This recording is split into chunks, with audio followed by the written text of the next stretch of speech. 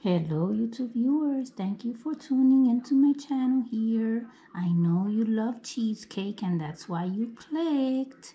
I am going to show you how to make a very delicious cheesecake using these cherries here.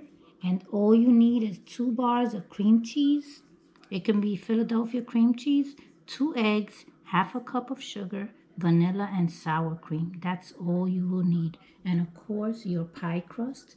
And so I'm going to be coming back with a video telling you all the steps. I'm going to show you all the steps to how to make this delicious cheesecake.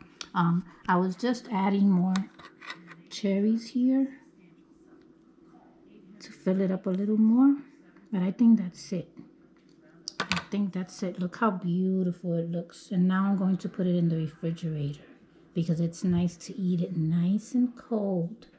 Okay, so I'll be back with another video just for you. Thanks for watching.